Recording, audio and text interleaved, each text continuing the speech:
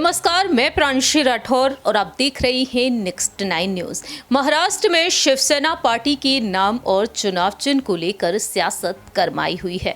उद्धव ठाकरे और मौजूदा मुख्यमंत्री एकनाथ शिंदे के बीच सियासी जंग लगातार छिड़ी हुई है। बीते साल 2022 में एकनाथ शिंदे 39 विधायकों के साथ बगावत किए शिवसेना पार्टी के प्रमुख रहे उद्धव ठाकरे संग, लेकिन आज उद्धव ठाकरे सब कुछ गवाते हुए नजर आ रहे हैं। बीते साल 2022 में उनकी सरकार गिर गई, यानी कि महाविकास अघाड़ी सरकार गिरती हुई नजर आई। और दूसरी ही तरफ ये भी देखने को मिला कि बीते 17 फरवरी के दिन चुनाव आयोग ने शिंदे गुट के हवाले शिवसेना पार्टी का नाम और चुनाव चिन्ह कर दिया। और अब देखा जाए तो शिवसेना पार्टी के नाम और चुनाव चिन्ह को लेकर सियासत इस वजह से गरमा रही है क्योंकि उद्धव गुट का यही कहना है कि ये पार्टी तो उन्हें विरासत में मिली है। आखिरकार भला चुनाव आयोग यहां पर 16 विधायकों की अयोग्यता के मामले में सुप्रीम कोर्ट के फैसले से पहले कैसे इस फैसले को सुना सकता है। और अब वह सुप्रीम कोर्ट की तरफ रुख कर चुके हैं। अगली सुनवाई 14 मार्च के दिन होगी, रंगों के त्योहार होली के बाद। आपको जानकारी दे दें, सुप्रीम कोर्ट में 16 विधायकों की अयोग्यता पर सुनवाई भी जारी है। ऐसे में देखा जाए तो उद्धव ठाकरे ने अब यहां पर मोर्चा खोल दिया है। अपनी पार्टी को, अपने गुट को मजबूत बनाने के लिए अब वह महाराष्ट्र के कोने कोने में जाकर अब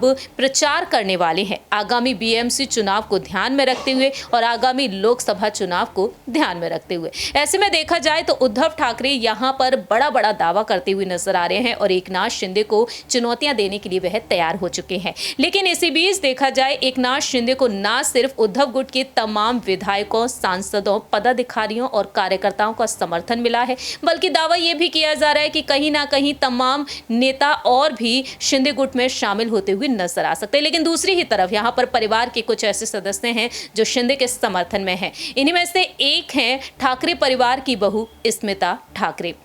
उद्धव ठाकरे की पत्नी रश्मि ठाकरे शिंदे गुट के खिलाफ है और बागी विधायकों को मनाने की कोशिश वह लगातार करती हुई नजर आई है। लेकिन बात यहां पर स्मिता ठाकरे के बारे में की जाए, आपको जानकारी दे दें, उद्धव ठाकरे के बड़े भाई जयदेव ठाकरे की पत्नी है स्मिता ठाकरे, जिनका एक अलग ही वर्चस्व है एंटरटेनमेंट इंडस्ट्री में। आपको जानकारी दे दें कि स्मिता ठाकरे ने एक बेहद बड़ा बयान दिया है। दरअसल स्मिता ठाकरे अब यहां पर बड़ा दावा करती हुई नजर आई है। सीएम एकनाथ शिंदे के समर्थन में वह उतरती हुई दिखाई दी हैं और वहीं दूसरी ही तरफ आपको ये भी बता दें कि उद्धव पर उन्होंने तंज कस दिया है। उनका कहना यहां पर रहा कि हमें ऐसा ही मुख्यमंत्री चाहिए था। राष्ट्रीय महिला दिवस के मौके पर स्मिता ठाकरे ने अपनी बात कही। उन्होंने एक कार्यक्रम का हिस्सा बनते हुए साफ तौर पर कहा कि एकनाथ शिंदे महाराष्ट्र के लाडले सीएम हैं। वो हमेशा काम करते हैं, वो नींद की परवाह नहीं करते और वक्त भी नहीं देखते। उनके दिमाग में सिर्फ और सिर्फ काम ही चलता है। स्मिता ठाकरे का कहना रहा कि शिंदे सिर्फ 3 घंटे ही सोते हैं। उनका दिन बहुत ही जल्दी शुरू होता है, खत्म घंटों बाद। उनके काम में स्पीड है, इसलिए वो सबके प्यारे मुख्यमंत्री, लोकप्रिय मुख्यमंत्री बन चुके हैं। उद्धव को घेरते हुए वह कहती हैं कि एकनाथ शिंदे इतनी योजनाओं पर काम करते हैं, महिलाओं और बच्चों के लिए काम करते हैं। ये सब कोई आसान काम नहीं है। मैं एकनाथ शिंदे को काफी सालों से जानती हूँ। उन्हें बाला साहेब ठाकरे के एक सिपह सालार के रूप में जाना जाता था।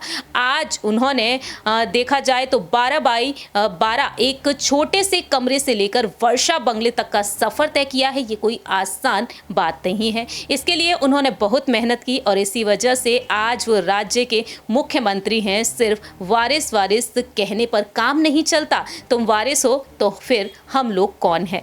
स्मिता ठाकरे कहती हैं कि एकनाथ शिंदे ने जमीनी स्तर पर जुड़कर काम किया है। उनकी तकलीफों का हल ढूंढते हैं, जनता के बीच जाते हैं, उनकी तकलीफों का हल ढूंढते हैं और साथ ही साथ वह कहती हैं कि अपने सहयोगियों से वह बातचीत भी करते हैं, जनता का हालचाल लेते हैं और काम ठीक से और समय पर पूरा हो इसका भी वह ध्यान देते हैं। तो एकनाथ शिंदे यहाँ पर अब लोकप्रिय बन चुके हैं, लोकप्रिय मुख्यमंत्री बन चुके हैं महाराष्ट्र के। और स्मिता ठाकरे कहती हैं कि एकनाथ शिंदे एक सच्चे शिव सैनिक हैं। स्मिता ठाकरे इस तरह से साफ तौर पर दावा करती हुई नजर आई हैं। एक वक्त स्मिता ठाकरे एकनाथ शिंदे से मुलाकात की थी और उस वक्त दावा ये किया गया कि कहीं ना कहीं वह शिंदे गुट में शामिल हो सकती हैं। लेकिन ठाकरे परिवार के बेटे नेहा ठाकरे इस गुट में शामिल होते हुए नजर आए थे। अब देखना ये दिलचस्प होगा कि स्मिता ठाकरे आने वाले वक्त में क्या कुछ करती हुई नजर आएंगी। क्या राजनीति में वह एक्टिव होंगी, क्योंकि वह कहती हैं कि अगर यहाँ पर विरासत की बात हो रही है, अगर वारिस की बात हो रही है, तो आखिरकार हम कौन है। फिलहाल आपको जानकारी दे दें कि जयदेव ठाकरे से वह अलग हो चुकी हैं और देखा जाए तो यहाँ पर अपने बयानों के चलते वह सुर्खियों में बनी रहती हैं और साथ ही साथ अपनी करियर को लेकर भी। फिलहाल हमारी इस रिपोर्ट में इतना ही। आप यहाँ पर स्मिता ठाकरे की बातों से कितना सहमत है, ये आप बता सकते हैं कमेंट सेक्शन में।